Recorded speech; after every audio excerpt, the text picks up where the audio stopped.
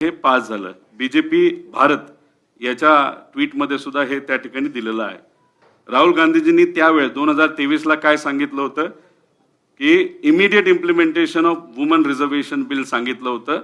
2024च्या लोकसभेला लगेचच्या लगेच तुम्ही हे बिल लागू करा असं राहुल गांधीजींची त्याच्यामध्ये मत होतं. सुप्रियाताईंची पण त्यावेळेची ट्विट त्याच्यामध्ये आहे.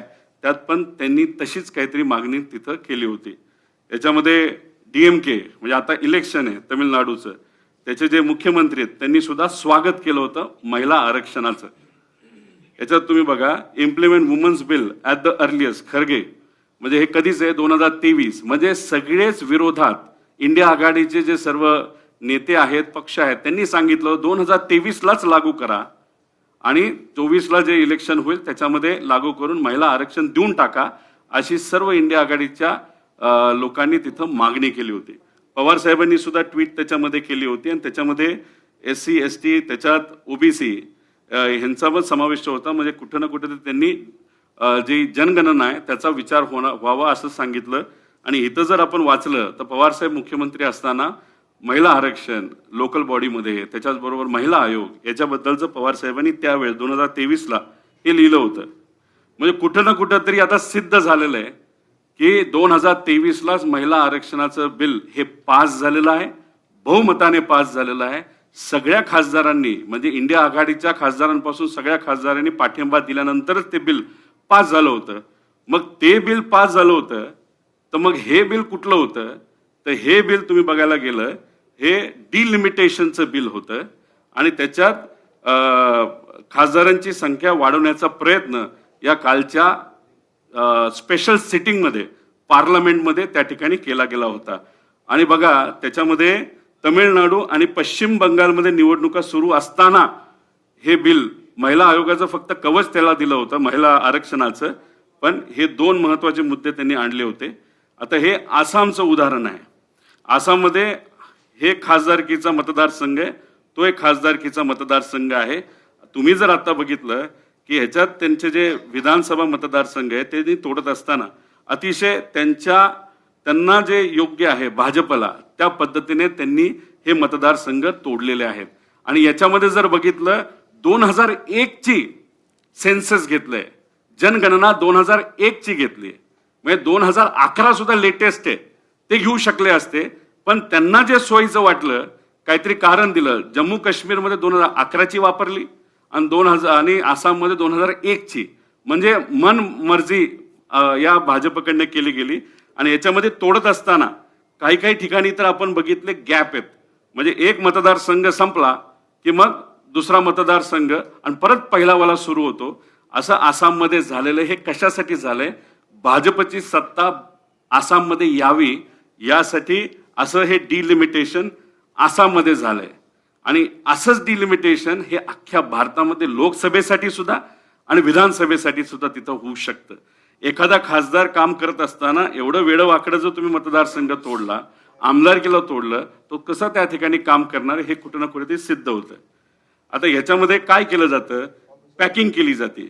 म्हणजे एकाच मतदारसंघामध्ये विरोधी पक्षातले सर्व मतदार एकत्र टाकले जातात. ठीक आहे, तुम्ही जिंकून जावा एक मतदारसंघ आणि बाकीच्या मध्ये मग ते काय करतात? क्रॅकिंग केलं जातं. एकाच मतदारसंघातील विरोधी पक्षाचे जे काही मतदार आहेत ते विभाजले जातात. ह्याला आपण क्रॅकिंग म्हणतो. त्यानंतर पॅडिंग म्हणजे अनुकूल भागात मतदारसंघाची संख्या वाढवणे. म्हणजे भाजपला जिथं अनुकूल वातावरण आहे त्याची संख्या पॅडिंगच्या एक टेक्निकल टर्म आहे त्याचा वापर करून वाढवणे. ट्रिमिंग प्रतिकूल भागातील मतदारसंघाची संख्या कमी करणं म्हणजे भाजपच्या विरोधात संख्या ती कमी करणं. आणि स्टॅकिंग विजयासाठी भौगोलिकदृष्ट्या प्रतिकूल भागाची एकत्रीकरण करणं. हे सगळी स्ट्रॅटेजी भाजपची आहे जी त्यांनी त्याच्यामध्ये त्या ठिकाणी आसाममध्ये वापरली आणि जम्मू काश्मीरमध्ये आतापर्यंत वापरलेली आहे. आणि हे रिझर्विंग जे आहे विशिष्ट मतदारसंघ राखीव करणे हे मी तुम्हाला पिंपरी चिंचवडच्या उदाहरणाने दाखवतो. हे आहे पिंपरी चिंचवडचं उदाहरण. म्हणजे ह्याच्यामध्ये पिंपरी चिंचवड महापालिका आता ह्याच्यात 2017 4 सदस्य प्रभाग आणि 2025 सुद्धा 4 सदस्य प्रभाग आहे. त्यामुळे प्रभागामध्ये कुठेही त्या ठिकाणी बदल झालेले नाहीत. आणि याच्यामध्ये आपण बघितलं प्रभाग क्रमांक 6 आहे. याच्यामध्ये दवडे वस्ती इथं काय केलं, एकूण लोकसंख्या 2017ला एवढी होती, मग एसटी लोकसंख्या 3.38% होती. मग ह्यांनी काय केलं, हा जो भाग आहे तो त्यांनी नवीन डिलिमिटेशनच्या मदतीने काढून टाकला. ह्याच्यात झालं असं की जी 38 होती ती थोडक्यात एसटी लोकसंख्या ही कमी झाली आणि इथलं एसटी आरक्षण हे काढून टाकलं गेलं. प्रभाग नंबर 6 हे उदाहरणासकट तुम्हाला त्या ठिकाणी मी टाकलेलं आहे. इथून जो व्यक्ती निवडून आला तो बिनविरोध निवडून आला, जो पिंपरी चिंचवडचा आत्ताचा महापौर आहे. याबद्दल आता हे मी तुम्हाला डिटेलमध्ये तिथं सांगितलं. आता ह्याच्या पुढे गेलं तर हा जो मतदारसंघ आहे वॉर्ड नंबर 24 आहे, याच्यामध्ये एससी आरक्षण होतं. या एससी आरक्षण मधून हा जो भाग आहे हा या प्रभागातून त्यांनी वेगळा केला, तोडल्यामुळे इथलं टक्केवारी एससीचं बदललं आणि हा जो एससी आरक्षणाचा वॉर्ड होता तो ओपन झाला आणि ते आरक्षण जिथं भाजपला पाहिजे तिथं त्या ठिकाणी त्यांनी टाकलं. म्हणजे तुम्ही डिलिमिटेशन काय हे समजून घ्या. म्हणजे तुमच्या गावामध्ये एखादं ग्रामपंचायतचं इलेक्शन आहे, त्याचा जो वॉर्ड आहे तो वॉर्ड आपल्या मर्जीप्रमाणे तोडायचा. म्हणजे जो सत्ताधारी नेता आहे त्याचा कार्यकर्ता निवडून यावा यासाठी वेडवाकडा वॉर्ड जो गावात तोडला जातो, नगर परिषदेमध्ये तोडला जातो, नगरपालिकेमध्ये तोडला जातो, जिल्हा परिषद पंचायत समितीमध्ये तोडला जातो, तसाच प्रभाग नाहीतर मतदारसंघ लोकसभेला सुद्धा तोडला जाणार आणि विधानसभेला तोडला जाणार. म्हणजे क्रिकेट खेळत असताना पिच आपल्या पद्धतीने बोलून घ्यायचं, जेणेकरून आपण बॅटिंग योग्य पद्धतीने करायची, असं 29चं प्लॅनिंग भाजपचं या माध्यमातून त्या ठिकाणी तिथं झालेलं आहे. आता खासदार संख्या वाढवण्याचा प्रयत्न, ह्याच्यामध्ये उत्तर आणि दक्षिण असा भाग आहे. उत्तरामध्ये असणारे जे सर्व राज्य आहेत त्यांच्या लोकसंख्या ही नक्कीच जास्त आहे, त्यामुळे खासदारांची संख्या तिथं जर वाढवली तर भाजपला उद्या जाऊन फायदा होऊ शकतो. या अनुषंगाने हा विषय तिथं केला आणि ह्याच्यात लोकसभेमध्ये आकडे वाढवण्याचा विचार ते मांडत होते, पण राज्यसभेमध्ये नक्की नव्हते ते मांडत. कधीतरी एखाद्या बिलवर आपल्याला मतदान करायचंय तर राज्यसभा आणि राज्यसभा आणि लोकसभा अशा पद्धतीने आपल्याला मतदान करावं, तिथं सुद्धा अडचण मोठ्या प्रमाणात ही कुठेतरी येऊ शकली असते. आता याच्यामध्ये बघा, खासदारांची व्यक्तिगत अवतार बघितलं म्हणजे आपल्याला बोलण्याचा किती दिवस लोकसभा चालते, 2004 ते 19, 9, 160 ते 170 दिवस सरासरी तास चालते.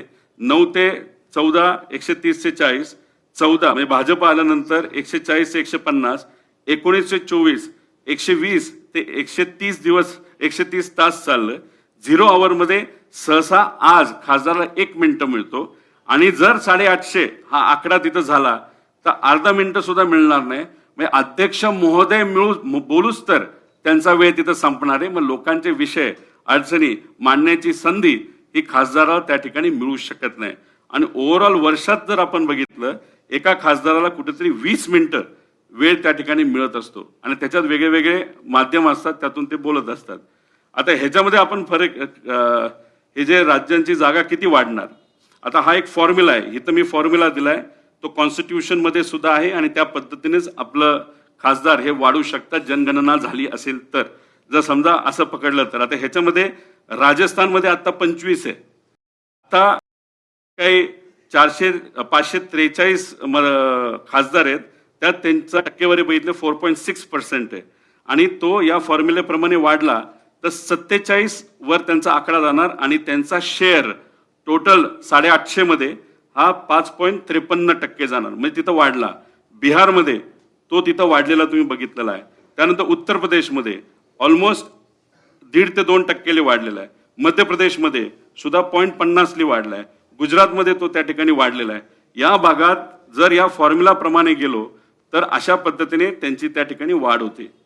आता याच्यामध्ये आपण जर बघितलं कर्नाटक दक्षिण याच्यामध्ये 5.16% होतं, 28 हे 543 मध्ये, 850 मध्ये 4.94% म्हणजे 42 खासदार त्यांना मिळाला. त्यांचा वाटा कमी होतोय, तेलंगणाचा वाटा कमी होतोय, तमिळनाडूचा वाटा कमी होतोय, आंध्र प्रदेशचा कमी होतोय, केरळचा कमी होतोय. जेव्हा 2024 लोकसभेचं इलेक्शन चालू होतं तेव्हा त्यांनी काय सांगितलं होतं, 400 पार, 400 पार त्यांना का जावं लागतं? संविधान बदलता यावं म्हणून.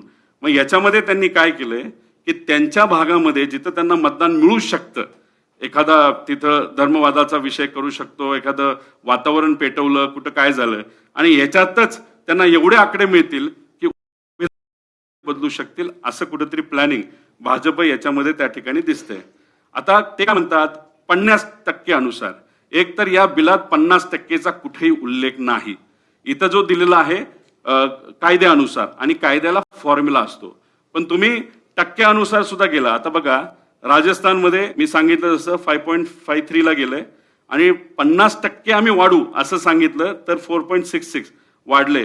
पण महाराष्ट्र जर बघितलं आता 48 आहे. आता आपला वाटा किती आहे? 8.4, आणि वाढणार किती? 0.3. म्हणजे उत्तर प्रदेश, बिहार याच्यापेक्षा कमी वाढतंय. 50% फक्त 0.30 लीक कमी होते. म्हणजे महाराष्ट्रावर त्या ठिकाणी अन्याय होऊ शकतो. आता विषय काय झालंय की लोकसंख्या तिकडची वाढली म्हणून तुम्ही तिथं खासदारांची वाढवत, तर दक्षिण आणि महाराष्ट्राचं कसं मोठ्या प्रमाणात नुकसान होतं हे आपण जाणून घेतलं पाहिजे. याच्यामध्ये देशात जे काय उत्पन्न तयार होतं, टॅक्स, जो सामान्य लोक टॅक्स भरतात, डायरेक्ट आणि इनडायरेक्ट, म्हणजे इन्कम टॅक्स वेगळा, जीएसटी वेगळा, सगळा जो एकत्रित होतो, या भारतामध्ये सगळ्यात जास्त पैसा कोण देतं?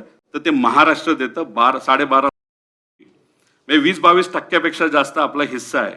त्यानंतर येतं कर्नाटक, त्यानंतर येतं दिल्ली, त्यानंतर येतं गुजरात, तमिळनाडू. म्हणजे जास्त टॅक्सचा वाटा देणारे जे राज्य आहेत सर्व त्यामध्ये डिव्हिजिबल पुसतो असतं.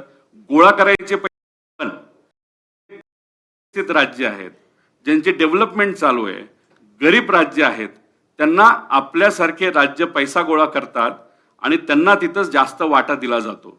म्हणजे आपण 100 रुपये केले तर आपल्याला, पण समजा तिथं युपीली 100 रुपये गोळा केले तर आता हा 250 पर्यंत जातो. म्हणजे त्यांनी 100 रुपये गोळा केले तर 150-200 केंद्र सरकारकडनं मिळतात. म्हणजे कोणा आपण गोळा केलेल्या पैशातून डेव्हलपिंग स्टेटला तिथं विषय एवढाच आहे. पूर्वी हे होतं. आज अडचण काय? आपली जी मशिनरी आहे महाराष्ट्राची, रोड मोठे आहेत, सगळ्यात जास्त आपली आहे, पोर्ट आपल्या, एअरपोर्ट आपल्याकडे, आपल्याकडे इथं काही कंपन्या आहेत, फॅक्टरीज आहेत. याला जर मेंटेन करायचं असेल, जर आपलं मोठं घर असेल तर त्याला खिडकी मेंटेन करावी लागेल, रंगवावं लागतं. कधी वादळ आलं तर कौलं उडून जातात. तर त्याला मोठं जेवढं घर तेवढं आपला जात असतं, आणि छोटं ज्याचं घर त्याला मेंटेनन्स कमी. महाराष्ट्राचं जे घर आहे, जी एवढ्या मोठ्या प्रमाणात झालेली, ती जास्त असल्यामुळे त्याच्यात महाराष्ट्राचं काय जे खर्च आहे तो तिथं भागत नाही. उद्याची आता ह्याच्यामध्ये आपण, मी पुढे जाऊन तुम्हाला सांगतो, याच्यामध्ये तर अटल बिहारी वाजपेयी सांगितलं होतं की 2026 हा आकडा वाढणार नाही. होईल. जनगणना 2011ला झाली, ती 21ला व्हायला पाहिजे होती. 21 नंतर ती 31ला होणार होती. वाजपेयी साहेबांनी 2002ला काय सांगितलं होतं? 2026 नंतर आपण संख्या वाढू. आणि मग संख्या 2026 नंतर वाढवायची असेल तर जनगणना कुठे? अटल बिहारी साहेबांनी सांगितलं होतं तो 2 करायचे, असं त्यांनी त्यावेळेस नमूद केलं होतं. मग आत्ताचं सरकार हे वाजपेयींच्या निर्णयाच्या विरोधात जात आहे का, असा आमचा सहज त्याच्यामध्ये प्रश्न आहे. आता जातनिहाय जनगणना ही मागणी अनेक वर्षांपासून अनेक लोकांची आहे. काल देवेंद्र फडणवीस साहेब बोलत असताना त्यांनी सांगितलं की काँग्रेस आणि त्यांच्या विचाराच्या सरकारने काय केलं. खरं तर आपण बघितलं 2011 मध्ये आपण एक सोशल आणि सेन्ससचं एक कमिटी केली होती, आणि तो सेन्सस पूर्णही झाला होता. त्या समितीमध्ये कोण होतं? महाराष्ट्राकडनं भुजबळ साहेब, मुंडे साहेब स्वतः होते, समीर भुजबळ होते. कारण का त्यावेळेस भुजबळ साहेब आणि मुंडे साहेबांनी तिथं एक चर्चा घडून आणली होती लोकसभेमध्ये, आणि असं होतं सगळ्यांचंच ऐकलं होतं. विरोधातला असला काय, त्यांनी मुंडे साहेबांचं ऐकलं, भुजबळ साहेबांचं ऐकलं. कमिटी फॉर्म 2011ला सुरू झाला, तो 2000 संपला. 2000 सरकार बदललं तर हे सगळे जे जातीनिहाय जनगणना झालेली आहे, जी इम्पेरिकल डेटा गोळा झालेला आहे तो मात्र दुर्दैवाने बीजेपीने तो वापरला नाही 2014 पासून आतापर्यंत. आणि मग नंतर परत आपण जर बघितलं असेल तर परत एकदा मागणी झाली, राहुल गांधीजींनी मागणी केली, सगळ्यांनी लोकांनी मागणी केली आणि मग कुठेतरी जनगणना जी खऱ्या अर्थाने 2023 पाहिजे होती, त्याला मान्यता मिळाली, ती अजूनपर्यंत झाली नव्हती. आता गेल्या काही महिन्यांमध्ये सुरू झाली. त्यांनी काय सांगितलं 2021 ची जनगणना आम्ही का केली नाही, कोविड होतं. अरे पण कोविड असताना सुद्धा त्यावेळेस जर आपण बघितलं असेल तर तेव्हा अनेक प्रकारचे सर्वे हे सरकारकडनं केले जात होते, ज्याच्यामध्ये प्रधानमंत्री साहेबांनी कुठंतरी एखादा विषय सांगितला, त्याचा सर्वे होता, तो पुढे मी तुम्हाला सांग. ह्याच्यामध्ये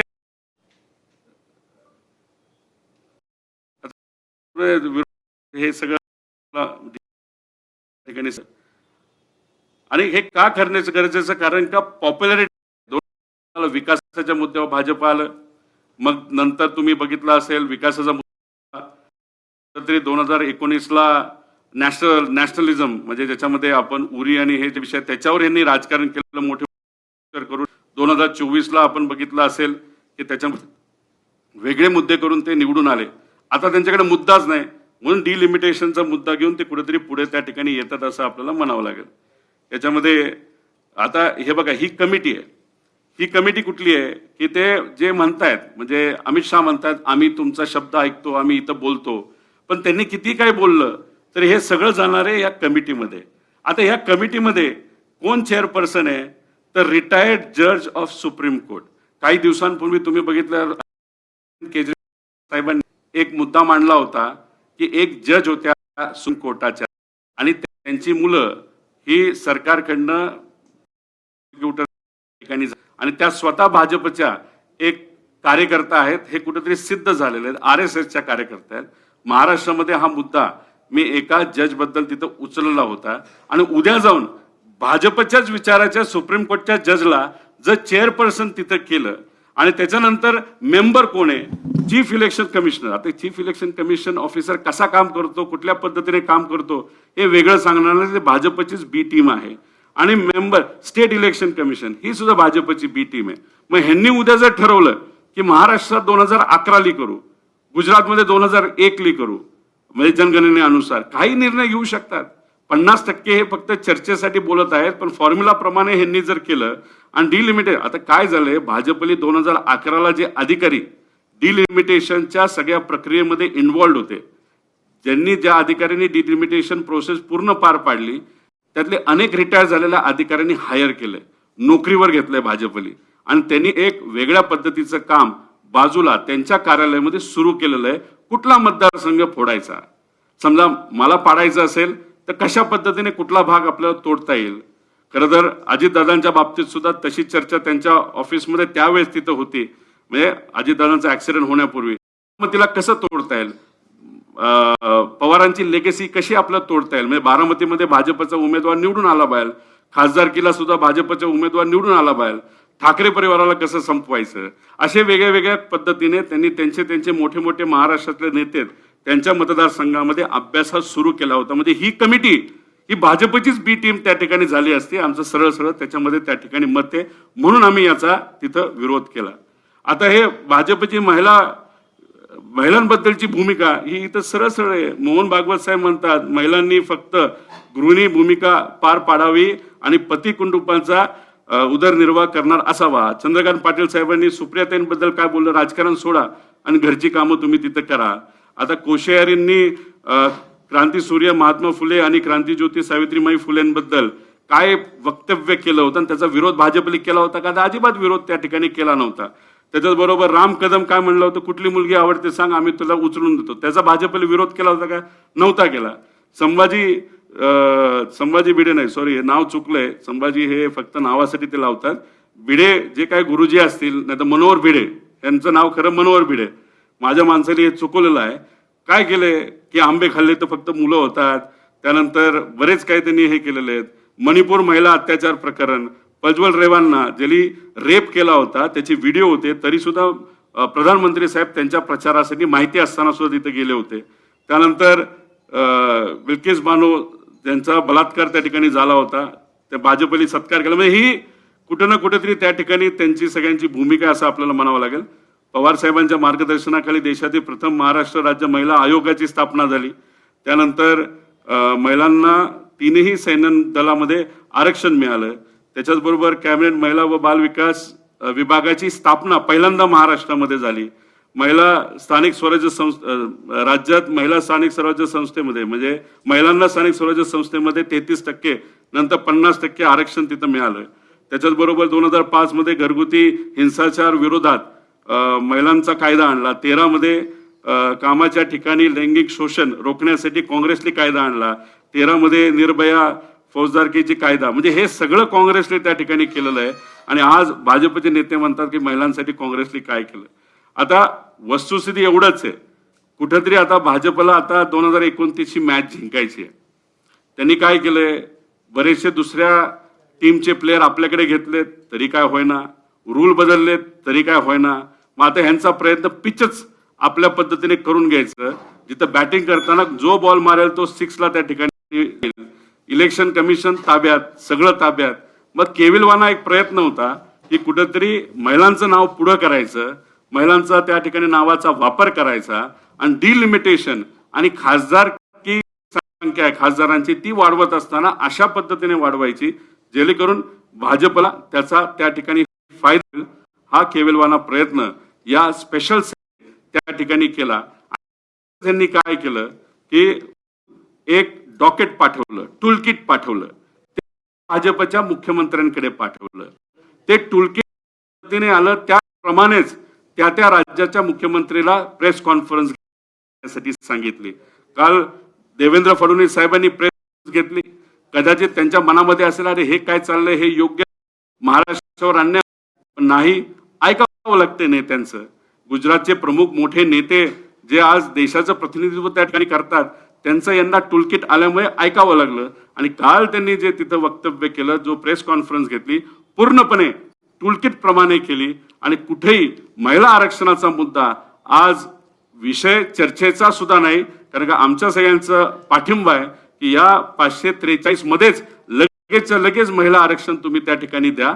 आणि मग नंतर उद्या जाऊन जसं अटल बिहारी वाजपेयींनी सांगितलं 2026ला आपण त्या बाबतीतली चर्चा करू. 31ला जेव्हा जनगणना सुद्धा जातीनिहाय जनगणना होईल, SC ST बद्दल मुख्यमंत्री साहेब बोलले पण ओबीसी ठिकाणी नाही. त्यामुळे जनगणना जेव्हा होईल त्याच्यात जेव्हा जे आकडे येतील त्याच्यामध्ये ज्या पद्धतीने ती जनगणना होईल तीच जर आपण लागू केली, कारण शेवटी 2011च तुम्ही जर जनगणना घेणार असाल हे योग्य नाही. मला जर रक्त चेक करायचं असेल तर ते आजच चेक केलेलं बरं. 2 वर्षापूर्वीचा रक्ताच्या रिपोर्ट मधून आपल्याला काय मिळणार नाही. म्हणून आमचा पाठिंबा हा महिला आरक्षणाला तर आहेच, पण डिलिमिटेशन आणि खासदारांची संख्या वाढवण्याचा जो केविलवाना प्रयत्न या ठिकाणी नॉन सायंटिफिक पद्धतीने फक्त इलेक्शन लढण्यासाठी हे सरकार जे करते त्याला मात्र त्या ठिकाणी आमच्या सर्वांचा विरोध आहे, कारण हे संविधानाच्या विरोधात आहे. एवढंच या ठिकाणी आपल्या सर्वांना मी नमूद करतो. धन्यवाद.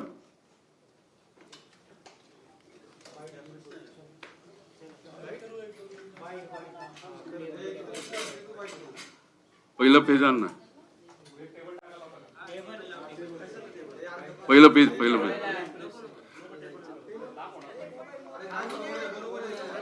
मी बोलतो ना, हे आहे ना.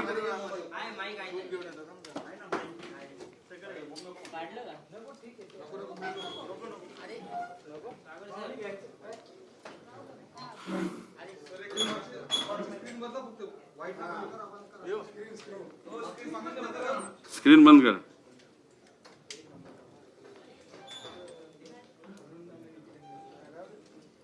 काय प्रश्न आहेत?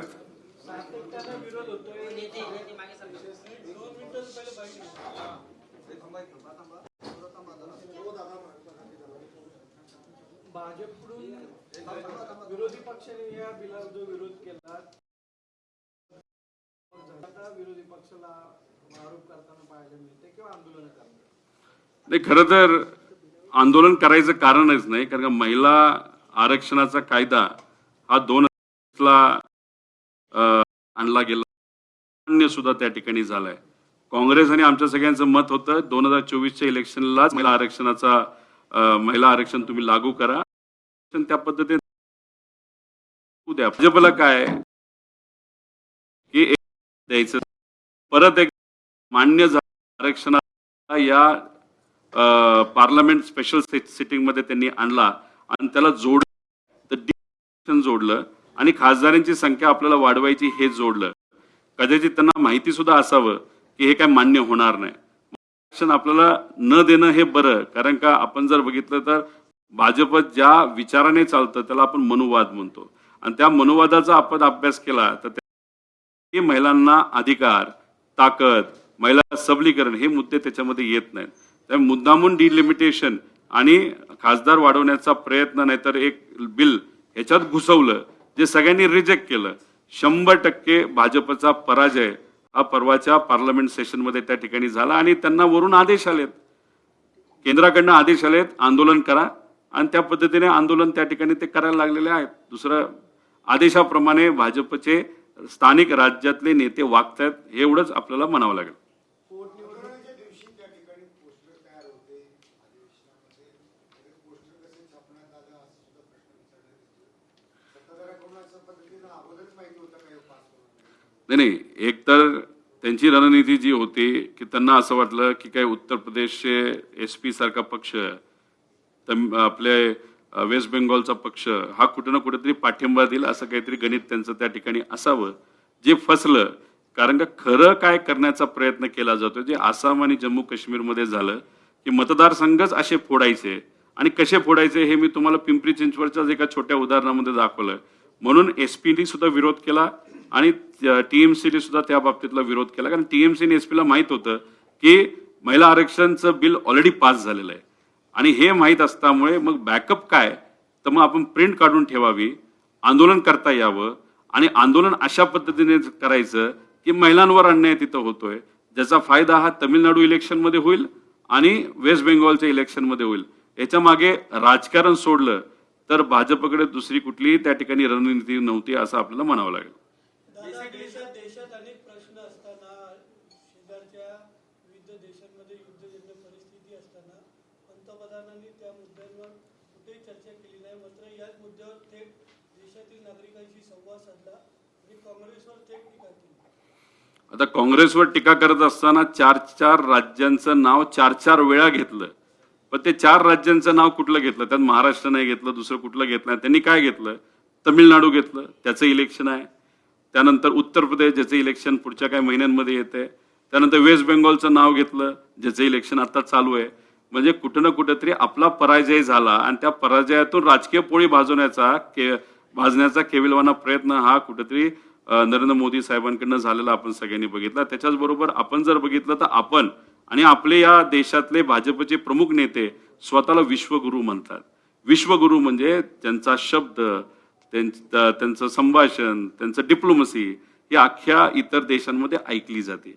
आणि अशा परिस्थितीमध्ये इराण जो देश तसा आपल्या जवळ होता, या देशात लागणारं तेल, गॅस हे इराण त्या भागातून आपल्याकडे येत होतं आणि त्यांच्या त्या डिप्लोमसीमध्येच आपण कुठेतरी कमी पडलो आणि आपल्या मागून पाकिस्तान तिथं जाते मध्यस्थी करते अमेरिका आणि इराणमध्ये.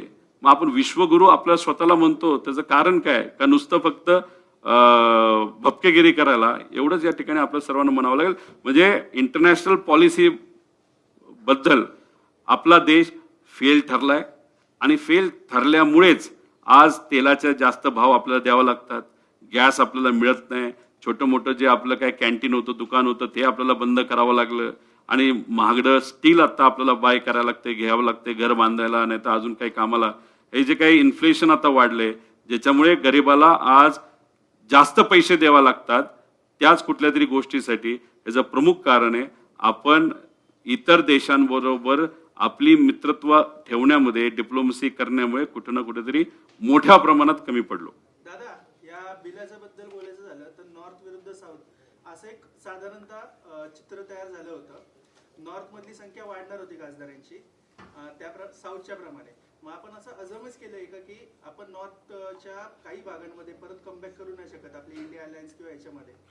याच्यात राजकारण कुठे येतं? 2024ला लोकसभेचं इलेक्शन जेव्हा चालू होतं आणि भाजप म्हणत होतं अब की बार 400 पार, 400 पार म्हणजे 400च्या पुढं जर यांचं खासदार निवडून आले असते तर यांनी संविधान बदललं असतं. तुम्ही संविधानाचा मुख्य गाभाच या डिलिमिटेशन आणि खासदारांची संख्या वाढवण्याचा जो प्रयत्न तुम्ही त्या ठिकाणी करत होता, त्यातून तुम्ही संविधानच बदलण्याचा प्रयत्न चालू होता हे आपल्याला म्हणावं लागेल. त्यामुळे इथे आमचा जो प्रयत्न आहे की उद्या जाऊन संविधानाला कुणी चुकीच्या पद्धतीने तिथं हात लावणे ही आमच्या सगळ्यांची भूमिका आहे. आणि तुम्ही जर बघितलं याच्यात काय आपण वर जाऊन जिंकू शकत नाही असं नाही. SP हा जो पक्ष उत्तर प्रदेशचा आहे त्यांनी याचा विरोध केला. वेस्ट बेंगॉल ममता दीदी त्यांच्या पक्षाला विरोध केला. बिहारमध्ये तेजस्वी यादवचा पक्ष त्यांनी त्याचा विरोध केला. कारण लोकसंख्या वाढवत असताना डिलिमिटेशन मध्ये जी काही गफलत होणार आहे, त्याच्यामध्ये जे काही बदल होणार आहेत, त्याच्यात ज्या काही गोष्टी होणार आहे आणि त्यामुळेच कुठं ना कुठंतरी एक भीती वाटते उद्या जाऊन आपलं संविधान हे धोक्यात येऊ शकतं. म्हणून या गोष्टीचा विरोध करतोय. आणि दुसरी गोष्ट, संविधान जेव्हा बनलं होतं नंतरच्या काळामध्ये आपण बघितलं असेल विकास होत असताना महाराष्ट्राचा, तमिळनाडूचा, गुजरातचा, आंध्राचा हा या भागाचा विकास खूप मोठ्या प्रमाणात केला. कारण धोरणं त्या पद्धतीची त्या ठिकाणी होती. आणि झालं असं की आजपर्यंत आपण जो टॅक्स गोळा करतोय, इथं असणारा सामान्य व्यक्ती सुद्धा बिस्किट घेतो, गरीब माणूस बिस्किटमध्ये पण GST जो टॅक्स आहे हा सगळा टॅक्स जो भारताचा 20-22% जास्त आपण गोळा करतो, त्यातून मोठा वाटा हा उत्तर प्रदेश, बिहार त्या भागामध्ये दिला जातो. त्यामुळे उद्या जाऊन तुम्हाला जर खासदारांची संख्या वाढवायची असेल तर मग टॅक्स कुठलं राज्य किती देतं याचाही त्या ठिकाणी विचार करून, लोकसंख्येचा विचार करून कुठल्याही राज्यांवर अन्याय होणार नाही, कुठल्याही भागावर अन्याय होणार नाही. उद्या जाऊन अप्रत्यक्षपणे संविधान तुम्ही बदलणार नाही असा आमचा प्रयत्न होता. म्हणून या डिलिमिटेशन कायद्याला आम्ही त्या ठिकाणी विरोध केला. दादा महाराजांनी एक अजम केलेलं आहे, India alliance is against woman bill. मग आता त्यांनी हे जे असेट केलेलं आहे त्याच्यावर तुमचा टॅकल काय असणार आहे? सेट झालंच नाही. ग्रामीण भागामध्ये काल कोल्हापुरात मी गेलो होतो, साताऱ्यात तिथं काही लोकांना भेटलो. तिथं टपरीवाल्यापासून दुकानदारापर्यंत, शेतकऱ्यापर्यंत सगळेच म्हणतात अरे बरं झालं भाजप हारलं. म्हणलं कुठं? म्हणलं पार्लमेंटमध्ये. कशाच्या बाबतीत? अहो ते काहीतरी तोडातोडी करणार होते ना मतदारसंघाची, त्याचं ते काहीतरी बिल आणलं होतं, त्यात ते हारले. लोकात मेसेज गेलाय भाजप हारलेलं आहे आणि हारण्याची सुरुवात झालेली आहे. त्यामुळे 2029ला कुठं ना कुठंतरी बदल होईल. आणि एक मी सांगतो, या बिलामध्ये जी काही गडबड केली, कुठंतरी 29ला आपण निवडून येणार नाही ही कुठंतरी भूमिका भाजपची दिसते.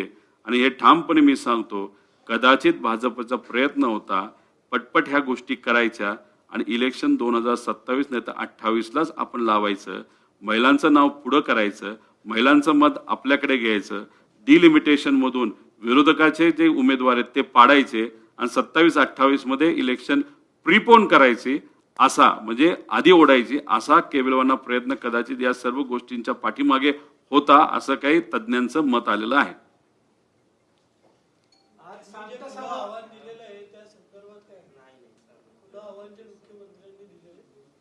त्यांच्या लेवलचे एवढे मोठे नेते या महाराष्ट्रामध्ये कोण आहेत आपल्याला बघावं लागेल. पवारसाहेब देशाचे नेते आहेत, पवारसाहेब या विषयामध्ये चर्चा करणार नाही. देवेंद्र फडणवीस साहेबांच्या लेवलचे कोण नेते असतील तर त्यांनी त्यांना उत्तर त्या ठिकाणी द्यावं. आम्ही तुलना त्यांच्याबरोबर करत नाही. विचाराच्या बाबतीत तुम्ही जर विचारलं तर आम्ही नक्कीच त्यांच्या पुढे आणि या महाराष्ट्रासाठी जो विचार योग्य आहे त्या बाबतीत आम्ही पुढे आहोत. पण पद आणि अनुभव याच्या बाबतीत देवेंद्र फडणवीस साहेब पुढे असल्यामुळे आम्हाला सांगता येणार नाही. पण उद्या जाऊन जर अशोक चव्हाण साहेब असतील, नाही तर विखे पाटील साहेब असतील, ते पूर्वी काँग्रेसमध्ये होते, आज स्वतःच्या हितासाठी BJP मध्ये गेलेले आहेत, अशा लोकांबरोबर जर चर्चा करायची असेल तर आम्हाला सांगा, आम्ही चर्चा करायला त्या ठिकाणी तयार आहोत.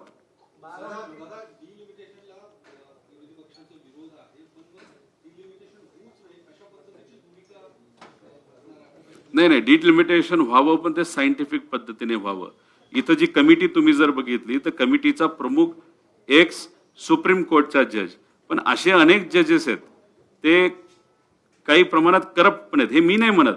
100-200 कोटी रुपये एका जजच्या घरी सापडले.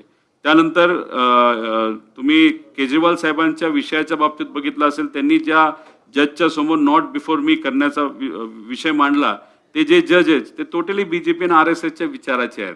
मग अशा एखाद्या व्यक्ती जर चेअरमन झाला आणि इलेक्शन कमिशन व्हाईस चेअरमन. मग तुम्ही समजून घ्या, उद्या सगळा मनमर्जीपणा भाजपकडनं केला जाईल. त्यामुळे कमिटी फॉर्म करताना वेगळ्या पद्धतीची असावी.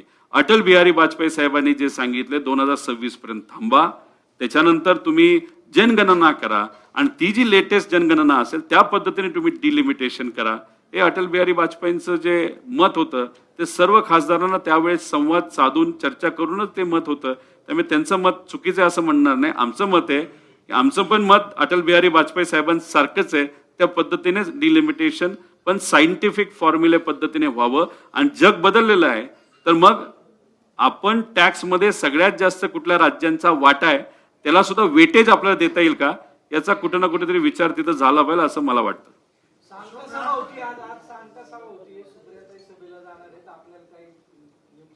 मला फोन आलेला नाही.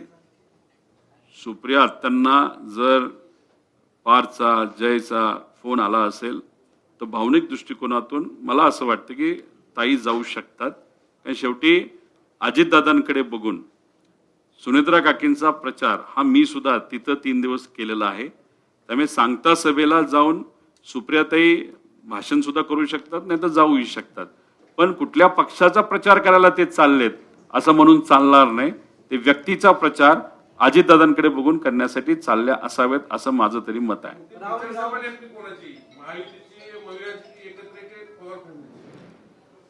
सभा ही महायुतीची आहे, पण व्यक्ती हा पवार परिवारातला आहे. त्यामुळे आम्ही व्यक्तीच्या प्रचारामध्ये त्या ठिकाणी चाललेलो आहे. उद्या जाऊन पवार परिवारातला व्यक्ती नसता, दुसरं कुणीतरी असतं आणि अजितदादांसारखा मोठा नेता गेला नसता तर आम्ही व्यासपीठावर गेलो नसतो. पण अजितदादांसारखा मोठा नेता तो पवारांच्या परिवारातला एक व्यक्ती असल्यामुळे आणि त्यांच्याच पत्नी म्हणजे सुनेत्रा काकी या उभ्या असल्यामुळे आम्ही व्यक्तीचा प्रचार अजितदादांकडे बघून त्या ठिकाणी करण्यासाठी गेलेलो आहोत. म्हणजे मी सुद्धा आणि आत्या सुद्धा आणि बिनविरोध होण्याची भूमिका सुद्धा अजितदादांकडे बघूनच आणि बारामतीकरांकडे बघून आम्ही त्या ठिकाणी ती मांडलेली आहे.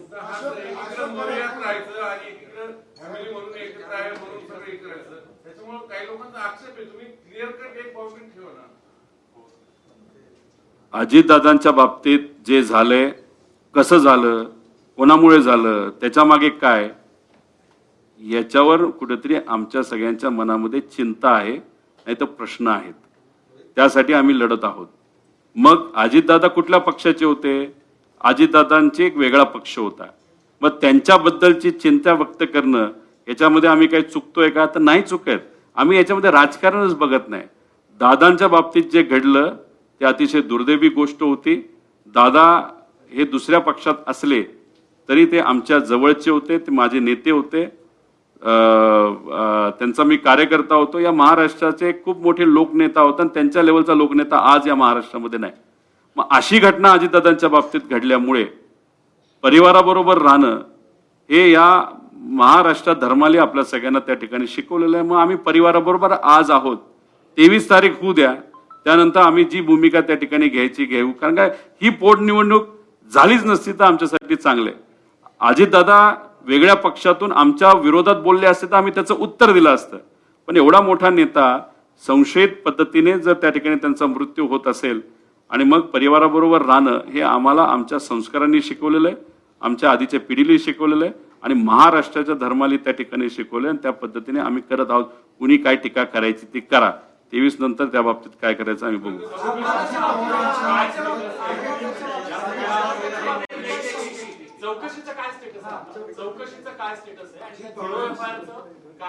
जैसे थे असं स्टेटस आहे. अजित पवार यांच्या अपघातात एका व्यक्तीची अटक झालेली आहे. डीजीसीवर तुम्ही भ्रष्टाचाराचे आरोप केलेले आहेत, त्यांनी काय नाही, स्टेटसच्या बाबतीत बोलायचं झालं तर जैसे ते स्टेटस आहे. अधिवेशनामध्ये जो मुद्दा मी मांडला होता त्याच्यामध्ये मुख्यमंत्री साहेबांनी उत्तर दिलं. त्या उत्तरावर मी काही प्रश्न मांडले होते, त्याच्यावर परत त्यांनी तिथं उत्तर दिलं आणि ते उत्तर देत असताना त्यांनी सांगितलं होतं की आम्ही FIR CID कडे पाठवू. शब्दाचं आपण म्हणजे ते आश्वासन आपण जर बघितलं त्यातून आम्हाला सगळ्यांना हेच वाटलं की FIR CID कडे स्वीकारण्यासाठी पाठवला जाईल आणि त्याच्यावर तपास त्या ठिकाणी होईल. FIR जेव्हा कर्नाटकाकडनं पाठवला होता 0 FIR हा तिथे असणारा SHO म्हणजे PI हेली तो पाठवला, स्वीकारला. मग तिथे असणारा लोकल कोर्टाकडे तो पाठवला, त्यांनी मान्यता दिली, मग तिथे डीजीपीली महाराष्ट्र डीजीपीकडे पाठवून अधिवेशनात ही चर्चा झाल्यामुळे तो विषय आला CID कडे. मग आम्ही जेव्हा डीजीपी महाराष्ट्राच्या विचारलं की अहो तुम्ही स्वीकारला का, ते म्हणजे नाही स्वीकारला नाही. म्हणलं मग काय केलं. दोन गोष्टी असतात, एखादा प्रोफेसर कसं आपल्याला सांगतो तसं ते सांगत होते. चांगली व्यक्ती आहे, मी त्या डीजीपींच्या विरोधात नाही. प्रोफेसर डीजीपी साहेब सांगत असताना त्यांनी सांगितलं की इन्व्हेस्टिगेशन आणि एन्क्वायरी याच्यामध्ये फरक आहे. मी म्हणलं आम्हाला तर इन्व्हेस्टिगेशन पाहिजे. नाही, या FIR ची इन्व्हेस्टिगेशन होणार नाही, याची एन्क्वायरी होईल. मग ते कोण करणार म्हणलं, CID करेल.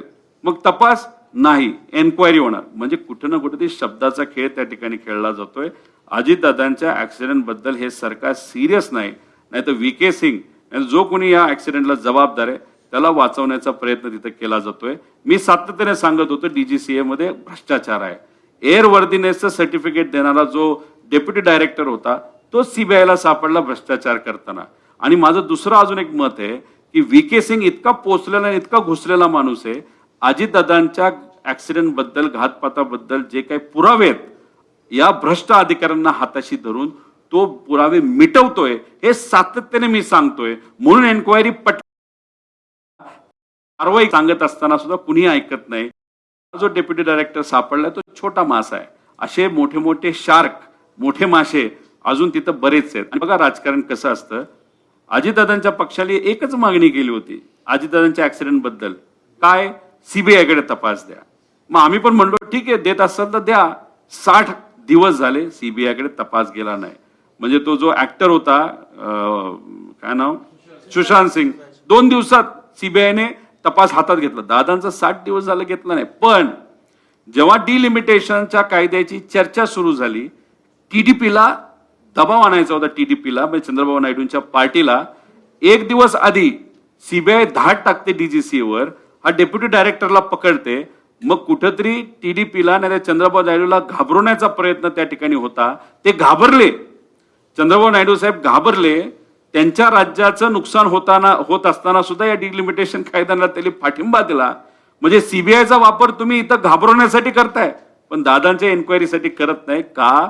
कारण VK सिंग उद्या जाऊन मोठ्या मोठ्या नेत्यांचे लोकांची नावं घेऊ शकतो की या ऍक्सिडेंट पाठीमागे कोण आहे आणि त्यामुळेच VK सिंगला वाचवलं जाते असं आमचं ठाम मत आहे. दादा, अजितदादा हे राज्याचे उपमुख्यमंत्री असताना तुम्ही गुन्हा दाखल व्हावा म्हणून देशभर फिरले. मात्र दुसरीकडे फक्त अपक्ष उमेदवार असताना आज संत सभेला महायुतीचे सर्व नेते उपस्थित आहेत. काय मागणी करणार आजच्या या सभेत? नाही, माझी अपेक्षा आहे की तिथं मुख्यमंत्री साहेब येत आहेत आणि बारामतीकर अजितदादांच्या ऍक्सिडेंट बद्दल, बारामतीकर तर आहेतच पण महाराष्ट्रातील तमाम जनता सुद्धा दादांच्या ऍक्सिडेंट बद्दल अतिशय भावनिक आहे. त्यामुळे त्या व्यासपीठावर अजितदादा नसल्यामुळे ती पोटनिवडणूक तिथं लागते. त्यांच्या पत्नी आता दादांच्या जागेवर तिथं आमदारकीसाठी उभ्या आहेत आणि ते जे व्यासपीठ आहे ते बारामतीमध्ये आहे. बारामतीचा विकास दादांनी केलेला आहे. तर मग तिथं लोकांचं वेगळं काय ऐकण्याची इच्छा नाहीये. तुम्ही वेगळी भाषणं कुठलीच करू नका. 1-2 मिनिटाचं भाषण सुद्धा जर केलं ना की सीबीआयच्या चौकशीचं काय झालं, FIRचं काय झालं, VK सिंगला का अजूनपर्यंत ताब्यात घेतलं नाही, आणि मग अशा प्रकारे संत गीतेने अजितदादांचा तपास का सुरू आहे एवढी फक्त उत्तर दिली. आणि ती उत्तर देत असताना आश्वासक उत्तर दिली तरी मला असं वाटतं की बारामतीकरांना ते फार पुरेसं आहे. मतदान तर करणारच आहेत दादांकडे बघून, पण देवेंद्र फडणवीस साहेबांकडनं दुसरं कुठं काही नकोय. आणि त्याच्यातच आमचं एवढंच मत आहे की पुणे रिंग रोडला नाव द्या अजितदादांचं, हे आम्ही म्हणलो होतो, पण दादांचं नाव कुठंच नको असा कुठेतरी प्रयत्न भाजपकडनं केला जातोय. 2024ला दादा भाजप बरोबर असताना सुद्धा भाजपच्या एका सुद्धा नेत्याला प्रचारासाठी तिथं बोलवलं नाही. पण आता रस्सीखेच लागली आहे भाजपकडनं. बारामतीत जाऊन कार्यकर्त्यांचे मेळावे त्या ठिकाणी घ्यायचे. म्हणजे एक तर आम्ही म्हणतोय मोठ्या वास्तूला नाव दादांचं द्या, तिथं तुम्ही देत नाही.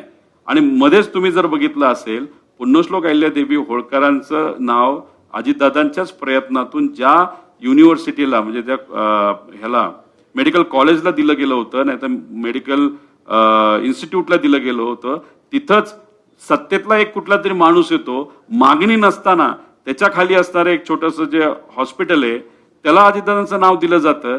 आमचं मत आहे दादा आज असते तर पुण्यश्लोक अहिल्यादेवी होळकरांसारख्या एवढ्या महामानवाचं मोठं नाव एखाद्या हॉस्पिटलला दिलं असेल नाही तर कॉलेजला दिलं असेल तर दादांनी सुद्धा कुठंच तो बदलण्याचा प्रयत्न नाही तर इच्छा व्यक्त केली नसती. मग आमचं म्हणणं आहे रिंग रोडला तुम्ही नाव द्या, इथं नाव तुम्ही सहज देता का? तिथं वाद व्हावा. राजकीय दृष्टिकोनातून तुम्ही 2029ची तयारी हॉस्पिटलला एक नाव देऊन एक वाद ऑलरेडी भाजपने तिथं सुरू केलेला आहे. म्हणजे भाजप राजकीय दृष्टिकोनातून या गोष्टीला त्या ठिकाणी बघत आहेत. पवार परिवारांचं नाव पूर्णपणे संपवण्याचा विचार हा भाजपच्या मनात असला तर पवार परिवाराचं नाव हे फक्त कोणामुळे आहे तर सामान्य लोकांमुळे आहे, मतदारांमुळे आहे. किती काय प्रयत्न केलं तरी भाजपला काय याच्यातून साध्य करता येणार नाही. अजून म्हणतो आज बारामतीला तुम्ही चाललेला आहात, पुणे रिंग रोडचं नाव हे अजितदादांच्या नावाने तुम्ही त्या ठिकाणी द्या आणि प्रमुख वास्तू ज्या दादांच्या प्रयत्नातून पुण्यामध्ये ते अनेक वर्ष हे पालकमंत्री राहिल्यामुळे इथं ज्या मोठ्या मोठ्या गोष्टी आहेत त्याला नाव आज तुम्ही जाहीर करून टाका. दादांचं नाव आम्ही त्या ठिकाणी दिलं. आम्ही या गोष्टींचं स्वागत करू आणि बारामतीकरांची हीच इच्छा आहे. आता आजचं भाषण काय होतं हे आपल्याला बघावं लागेल. स्टेज खूप मोठं केलंय पण पुढची बसण्याची जागा जरा छोटी वाटते आणि जागा का बदलली हे मला कळता येणार नाही. पण मोठे नेते आल्यानंतर ती दादांची साधी सोपी झाडातली अनेक वर्षांतून प्रथा असलेली जागा ती डावलून मोठ्या ठिकाणी जे काही सभा त्या ठिकाणी घेतली जाते, मोठे नेते आले म्हणून ती सभा घेतली जावी. पण बघूया 23 नंतर या बाबतीत अजून स्पष्टपणे बोलू. 29 दोन्ही पवार फॅमिली दोन्ही राष्ट्रवादी एकत्र येणार का? परिस्थिती निर्माण झाली. सातत्याने सांगतोय दादांचा प्रयत्न होता, दादांची इच्छा होती हा पक्ष दोन्ही पक्ष एकत्रित यावं. दादा नसताना दादा गेल्यानंतर हा विषय आता विलिनीकरणाचा फार जुना झालेला आहे. रावरीच्या बाबतीत काय निर्णय झालेला होता? तनपुरेंची भूमिका स्पष्ट झाली आहे. बघा प्राजक्तदादा तनपुरे हे पहिल्यांदा आमदार जेव्हा झाले तेव्हा लगेचच्या लगेच त्यांना मंत्रिपद मिळालं आणि त्यातून त्यांनी चांगलं काम केलंय. त्यांना अनुभव हा पदाचा हा खूप चांगला आहे. ते पुरोगामी विचाराबरोबर आहेत आणि आदरणीय जयंत पाटील साहेबांच्या विचाराने मार्गदर्शनाखाली ते नेहमी त्या ठिकाणी काम करत असतात. त्यामुळे ते वेगळा कुठला दुसरा निर्णय घेतील असं मला तरी वाटत नाही. जो काही आत्ताचा निर्णय घेतलाय तो का घेतला त्यांनी त्या बाबतीतलं स्पष्टीकरण हे नक्कीच त्या ठिकाणी दिलेलं आहे. पण मला असं वाटतं की राष्ट्रवादी शरदचंद्र पवार या पक्षाचे जे उमेदवार त्या ठिकाणी उभे आहेत त्यांना ताकद हे प्राजक्तदादा तनपुरे देतील आणि त्यांना निवडून आणून या महाराष्ट्राला त्या ठिकाणी नक्कीच दाखवतील असा आम्हा सगळ्यांना विश्वास आहे. जाहीर पाठिंबा देत नाहीत पक्षाच्या उमेदवाराला. त्यांना तिकीट देऊन त्यांनी नाकारलं. म्हणजे असं कुठला दबाव आहे त्यांच्यावर? आणि सगळे विचारणा करणारे की नाही त्यांना? जयंत पाटलांचं मार्गदर्शन आहे आता पण. नाही बघा शेवटी जयंत पाटील साहेबांचं मार्गदर्शन आम्हाला सुद्धा आहे, त्यांना सुद्धा आहे. ते जे आहेत ते नातेवाईक आहेत, भाचे आहेत. त्यामुळे थोडंसं मार्गदर्शन नक्कीच त्यांना त्या ठिकाणी जास्त असू शकतं. पण हा निर्णय त्यांनी का घेतला? कदाचित तिथं जे मागचे आमदार होते त्यांचा दुर्दैवी मृत्यू त्याच्यामध्ये झाला, मग आपण कशाला लढायचं अशी सुद्धा कदाचित प्राजक्तदादाची भूमिका त्या ठिकाणी असावी. राज्यासाठी भविष्यात टीसीएस कंपनीमध्ये जे बळजबरीने धर्मांतर झालं त्यामध्ये आता एटीएस आणि एनआयची याची व्याप्ती कितीपर्यंत असेल? तुम्हाला काय वाटतं याचं? नाही खोलात जावं, काय खरं घडलं हे कुठं ना कुठेतरी त्या ठिकाणी कळलं पाहिजे. काय झालं, कसं झालं, कोण जबाबदार, खरंच काय घडलं. पण या विषयाला खऱ्या गोष्टी त्या ठिकाणी पुढे आल्या पाहिजे. नाही तर जसं खरात प्रकरण होतं सुरुवातीला खूप गरम होतं, चर्चा त्या बाबतीतली बरीच झाली, पण आता त्या बाबतीत कुणीच चर्चा करेना. का? कारण नाशिकला जे व्हिडिओ 70 मिळाले होते एक हनी ट्रॅपच्या बाबतीत, अधिकाऱ्यांचे त्या महिलांबरोबरचे व्हिडिओ होते, नेत्यांचे व्हिडिओ होते. व्हिडिओची चर्चा झाली पण व्हिडिओ बाहेर नाही आले, कोणाचं नाव त्याच्यामध्ये कोणालाच माहित नाही. मग अधिकाऱ्यांवर दबाव टाकून सत्ताधाऱ्यांच्या बाजूने निर्णय घेण्यासाठी त्या अधिकाऱ्यांचा वापर केला जात असेल असं आम्हाला वाटतं. तसंच नेत्यांचं आहे. तसंच खरातांच्या प्रकरणात जे व्हिडिओ आले त्या व्हिडिओचा वापर हा ब्लॅकमेलिंगसाठी केला जातो, राजकीय दृष्टिकोनातून फायदा घेतला. म्हणजे सामान्य लोकांना ह्यातून शून्य गोष्टी मिळतात, ठेंगा मिळतो, शेंगदाणा मिळतो, फुटाणे मिळतात. पण याचा फायदा कोणाला होत असतो? तर याचा फायदा सत्ताधारींना होत असतो, नेत्यांना ब्लॅकमेल करण्यासाठी. त्यामुळे या टीसीएस हे प्रकरण नाही तर इतरही कुठलं त्यात खरंच खोलात जाऊन तपास करण्याची खऱ्या अर्थाने त्या ठिकाणी जरूरत आहे. 100% डायव्हर्जन ऑफ इश्यू आहे आणि जी माहिती त्यांच्याकडे आहे, जो व्हिडिओ आहे, त्याचा ब्लॅकमेलिंगसाठी सत्ताधारी उपयोग करत आहेत. ते फक्त राजकारणासाठी, बाकी ह्यातून न समाजासाठी न महाराष्ट्राला यातून काय मिळेल असं वाटतं. नाही मूळ भविष्यात मुख्य विषय बाजूला ठेवायचे आणि बाकीचे दिवशी चर्चेत धरून आणायचे. शेतकऱ्यांना असणारी अडचण, महिला सुरक्षितता विषयीचा IT सेक्टर मधल्या चाललेल्या आहेत. त्याच्याच बरोबर इतरही काही महत्वाचे विषय लाख म्हणजे खरं तर काल देवेंद्र फडणवीस साहेब बोलले 1 कोटी महिलांच्या सह्या आम्ही घेणार. मला लाडक्या बहिणींना तुम्ही पैसे देत होता, त्यांचं नाव आता वगळलं. अशा 90 लाख महिला आहेत, त्यांच्या सह्या आधी पहिल्या घ्या आणि मग बाकीच्या 1 कोटी महिलांच्या सह्या त्या ठिकाणी घ्या आणि राजकारण करा. एवढंच या ठिकाणी आम्ही म्हणतो.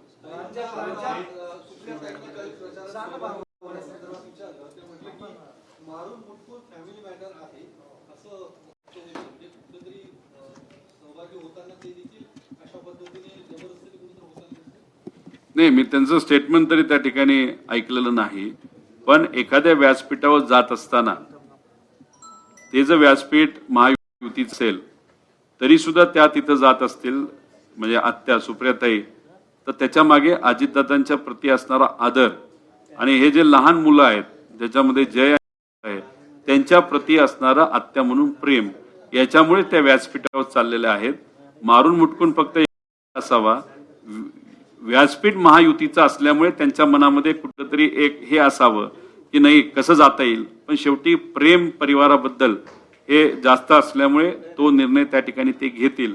म्हणजे प्रेमाचा विजय झाला आणि राजकारणाचा राजविचाराचा त्या ठिकाणी पराजय हा आत्यांनी करून दाखवला फक्त या इलेक्शनसाठी, एवढं म्हणेल. पार्थ पवार आणि रोहित पवार एकत्र राज्याचे भविष्य नव्या पिढीसाठी. नाही, ते ऑलरेडी आज सरकारमध्ये ते खासदार झालेले आहेत, त्यांची पार्टी सत्तेत आहे. त्या नाही, रोहित पवार पार्थ पवार मी आज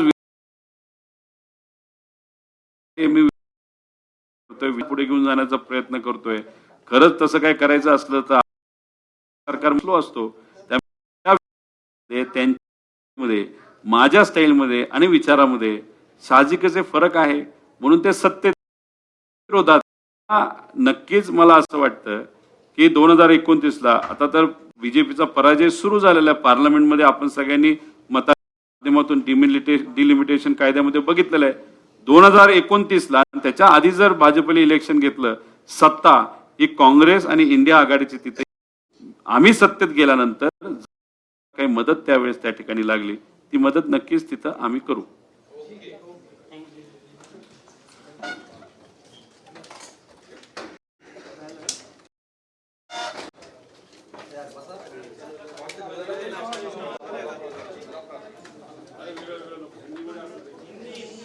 हिंदी मला पण घे रे.